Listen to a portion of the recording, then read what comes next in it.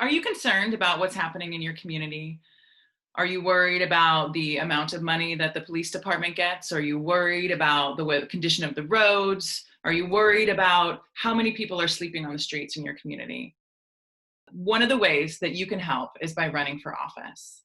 There's many different boards, city councils, school districts, board of supervisors, all different levels of involvement that you can get into.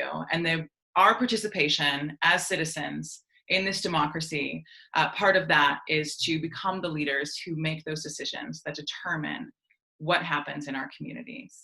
If you've ever thought of running for office, now is the time to do so. The filing period opens soon for city councils in Humboldt County and many different school districts. So please consider running for office. It's easier than you think. We talked to a few people who hold office locally about why they chose to serve and what their experience has been like. So I'm Aristea Saulsbury. I serve as a trustee on the Northern Humboldt Union High School District Board. And I really appreciate this opportunity to share how holding a public office can both benefit yourself and the community at large. From my experience, when people hold office, they get to know their communities more deeply, and you get to see multiple sides of an issue and be a part of a solution, which is a really rewarding place to be. I serve on the Eureka City Council. I represent Ward 3. I'm Natalie Arroyo, and I am serving my second term on the council, and so it was certainly rewarding enough to come back for a second tour. And I personally am about to term out. We have a 2-term limit on the Eureka City Council, and so I'm really interested in motivating people to run to fill positions like mine. I like to think we've done some great work in the time that I've been on the council that I'll talk about a little bit more later, but I think it's a great opportunity to really serve your community in a new and different way. And you get to be a part of the decisions that really shape the place that you live. And so, it's not only a great service to your community, and we need more people to do it, but it also, impacts your own daily life. My name is Steve Madrone, and I am the Humboldt County's 5th District Supervisor. And it's been a real honor to run. I've been in the position for just about a year and a half. And, I got involved because I've always been political. It's always been obvious to me that if we don't vote, we don't engage, and we don't get involved, then we don't really have much of a democracy. So for me, I guess it's just really another step in a long lifetime of doing public service in various kinds of ways. And this has been an incredible opportunity. It's a tough job on many levels, but a great honor, as I said, and a privilege to be able to fix things and provide solutions and work with people to come up with those. It's important and humbling to realize you really can't do much on your own, and really it takes the whole community. And so to be in a position to work with people is really gratifying. So Aristea, why do you think that now is an important time for people to run for these offices? Well, I think any time is an important time to run for office, but I think this particular moment is one where people are realizing that there are not as many diverse voices in office as one might expect. I'm actually the first person of color on my board in particular, and there's a different perspective that you get when you're someone who comes from a community that's traditionally marginalized. I have found it really rewarding to be able to represent voices inside of conversations that typically don't get to be inside of those spaces. So any opportunity to have more folks in office to represent those voices is amazing. Yeah, absolutely. Natalie, you mentioned earlier things you're proud of. Is there anything in particular that you want to share that you feel is particularly rewarding about what you've done on the City Council? Well, there are a few examples that really come to mind. And the time that I've served on the City Council, we've created new updated versions of our guiding documents that really lay out what Eureka will look like, into the next several decades. Our city general plan and our zoning code, which are in that boring but important category, where they really influence the way that communities look and feel and are developed and are changed, and what's preserved, and who gets to really have opportunities. So I think, you know, city planning is the realm where a lot of racist actions have happened in the past in our nation. And so having an opportunity to really have equitable policies like that is the stuff that the city council gets to do. The other things that I'm really the most proud of, I mean,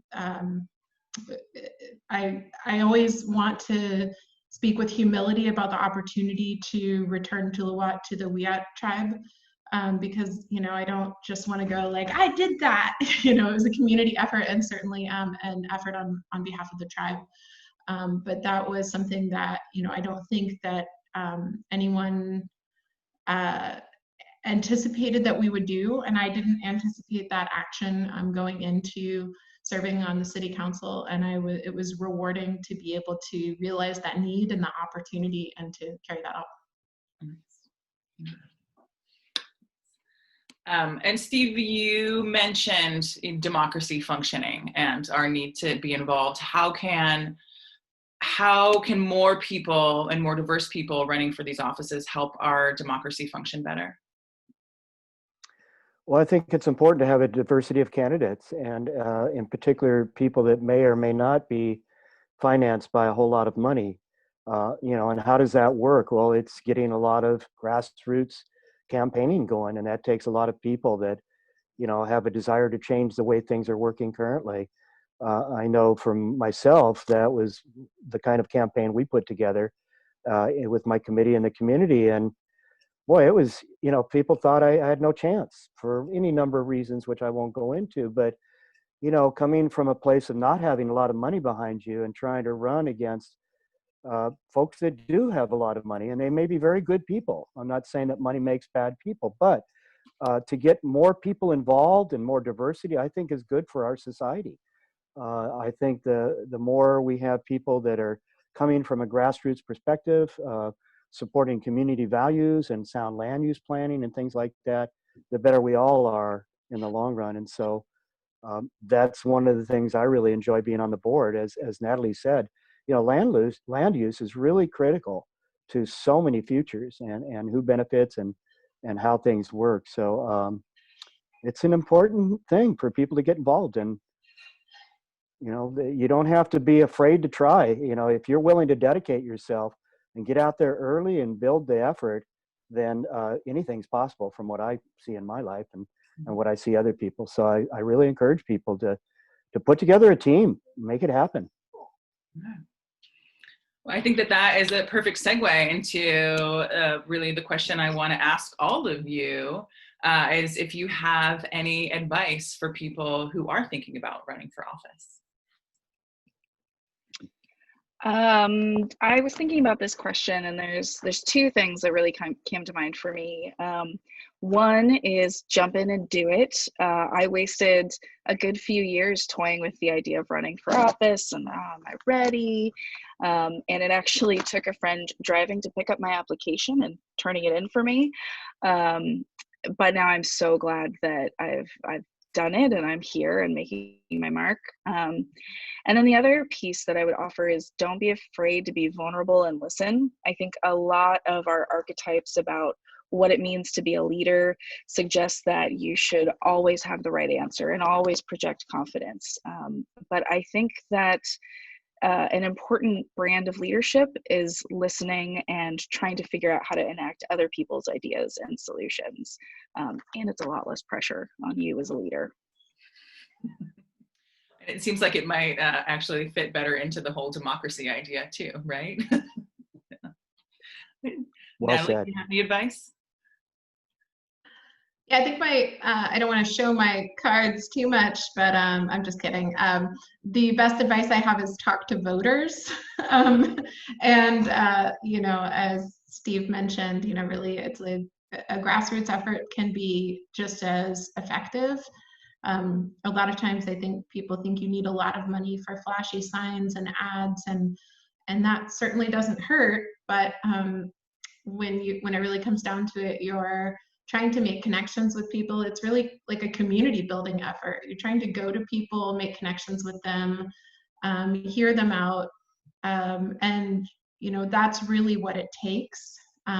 There's no short, you know, quick way that, you know, to getting into office, I don't think, or at least in these, you know, like local municipal level and county level elections, I think it really takes doing you know, taking the time to go and speak to people directly. Even if you think, oh, wow, that wasn't a great interaction, or that person didn't like me very much, you know, or we didn't have a lot in common, just having that FaceTime and listening to people is really powerful. And I think that it helps you understand your community better. I've found that I really understand so much more about Eureka and the North Coast and living here in this position. And so, you know, you just have to take that time to talk with people. Well said. Yeah. Yeah, start early and go long and knock on every door you can. I mean, Natalie is right. It's that face-to-face stuff. And, you know, 90% of the doors you knock on may only spend about 30 seconds with you, frankly. But they appreciate that you came and made the effort. People are actually, in this day and age, amazed. They're like, wow, nobody's knocked on my door for a long time except to sell me something. And so they appreciate it. And they may or may not leave you with much, but you know, what I always told myself was just make the effort and leave the door without any negative. Don't try to ask them to do something or even vote for me. You know, it's just like, hi, I'm here. Do you have any issues? Do you have any questions? And it's an amazing thing. You know, you start out in the morning and it's exhausting. You're like, oh God, I'm going to do it again, another 1,000 doors this week. But after the first door, you get into this adrenaline rush from meeting people. And you really become more knowledgeable about the issues and the people in the community. So start early and be ready for the long haul and put everything you got into it. You cannot just get into it willy-nilly. You really got to go for it if you're going to make it happen. Well, and you know, our goal at North Coast People's Alliance is to get more people who are like that represent the population to run for these offices and to serve on these boards, because then it, you know, that is actually more democratic. And one thing we've been talking about a lot is the fact that nobody has ever run for office during a pandemic. So it kind of puts everybody on the same level, right? And that, like, what better time to get into this, because this is a whole new world, right? We have to figure out new ways of doing things. So it is very exciting. Is there anything any of you all would like to say in closing? Last inspirational words to folks who are maybe like right on the fence, like you, Aristea, who are thinking like, maybe this is a thing I want to do, but I'm not entirely sure. I don't know how inspirational it is, but I would say also don't be afraid to look at running for office as a community effort. You know, I think not only do you need to talk to community in order to get elected and in order to accurately represent perspectives, but you also need to have the support of your friends and family around you in order to feel like you are a leader and to practice those skills. So value your small community as you make it bigger. I like that. Very Absolutely. nice. I would also say if you know someone who would be a good candidate, or you think you know could run for office, it's very common for people to need to be asked or told by people they trust that they would be good at it. Not everyone comes into it with the confidence or the idea that that's something that's accessible to them. And honestly, if you haven't had a lot of power over your circumstances in your life, I think that's even more common. So I think for people of color, for you know, women, I don't think we're this is changing, and it's changing quickly, but I still think, you know, it's not something that's, there's still the belief that perhaps women are not as strong of leaders that I hear out there. And I certainly don't prescribe, you know, that. I certainly don't believe that. But you know, that I think when folks in this community think of leaders, a lot of times they'll think back to a male leader. And people will tell me, oh, you know, when I ask them, oh, who are leaders you admire? So many people, women and men both, will tell me that they admire a lot of male leaders. And so I think, you know, particularly for women, there's a lot of evidence that shows people need to be asked, and it needs to be suggested and told to people, you know, from a young age, little girls, that they can run for office. So I would encourage folks to tell the people you know if you think they would be good candidates. If you yourself are not interested, you know, there's so many ways to participate. You can help get the word out. I think in this time during the pandemic, it's going to be incredibly important to do phone banking, which is just calling voters and talking to them about the candidate, or if you're the candidate, talking to them about what you can offer. And you'd be surprised how many people want to have a conversation, at least a short one, and it's pleasant. There's not a lot of negative experiences that I've had that way. So I think that'll be really important. So I'd say tell people if you think they'd be a good candidate, and participate in phone banking during the pandemic so we can keep people safe.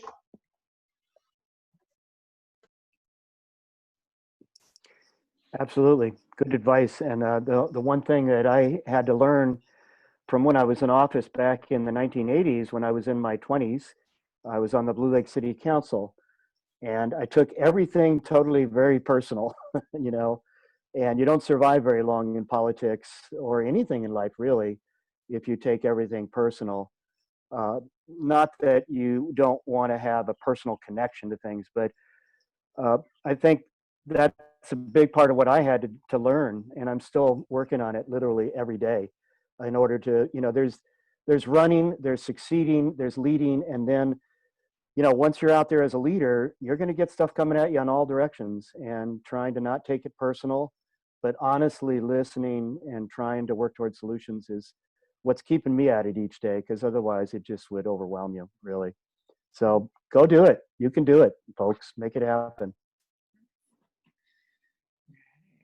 Yeah, so go do it, folks. Make it happen. The filing period starts in a month. It's time. Let's do it. All right. Yes. Nice. If I may add, there are 2 seats that are going to be open on the Eureka City Council this summer. The filing period, yes, starts very soon.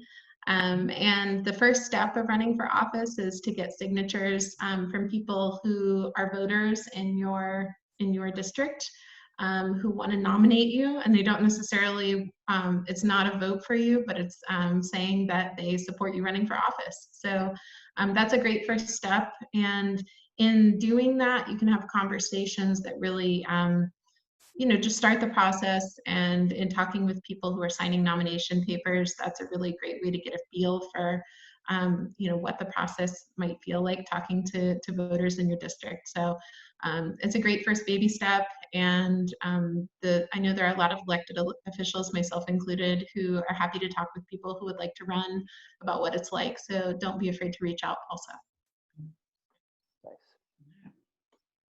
All right, well, thank you all. And if you aren't personally ready to step up to run for one of these boards and to take a leadership position, maybe you know somebody else that you think would be really great at this. Oftentimes people need that encouragement to know that they are in fact capable of becoming a leader in our community. So find people that you know who would be good at this and encourage them to take these roles. And another way that you can support this, because if we want to make change, we all have to be involved in this process, is to support those candidates that you do think will be making the changes in your community. You can volunteer your time to phone bank, to write letters, to help with social media, to do the outreach to voters, to ensure that we do get elected officials who represent all of us. And if you don't have the time to do that, another critical way to support these campaigns is with monetary contributions. Though people power is really the way that you win a campaign, none of this can happen without money. So support in any way that you can so that we can make sure that we do make the changes that are needed in our community and we do serve the greater good and the most amount of our citizens.